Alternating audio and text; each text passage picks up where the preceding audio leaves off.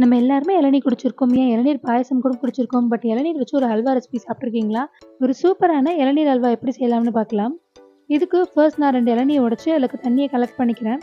உள்ள இருக்க வழுக்கைய பொடி பொடியா கட் பண்ணி எடுத்துக்கிறேன். இப்போ ஒரு மிக்ஸிங் பவுல்ல 100 கிராம் கார்ன்ஃப்ளவர், நம்ம எடுத்து வச்சிருக்க இளநீர் தண்ணி, அது ஒரு 350 ml வரும். எல்லாத்தையும் கட்டி இல்லாம நல்லா மிக்ஸ் பண்ணிக்கோங்க. இப்போ ஒரு கடாயில 100 கிராம் சுகர் கூட 3 ஏலக்காய் போட்டு பொடி பண்ணி வச்சிருக்கேன். அத ஒரு கடாயில சேர்த்துட்டு அது கொஞ்சமா தண்ணி ஆட் பண்ணி எல்லாத்தையும் நல்லா கலந்து, அது நல்லா கொதிச்சு வரும்போது நம்ம மிக்ஸ் பண்ணி வச்சிருக்க அந்த கார்ன்ஃப்ளவர உள்ள ஊத்திக்கலாம். பொறுமையா கலக்குங்க. அப்பதான் அது எல்லாமே கட்டியா சேர்ந்து வரும். இப்போ 2 டேபிள் ஸ்பூன் நெய் ஆட் பண்ணி எல்லாத்தையும் நல்லா கலந்து விட்டீங்கன்னா, கொஞ்சமா எல்லாம் திரண்டு அப்படியே சேர்ந்து வருது. இத நல்லா கலக்கிட்டே இருங்க.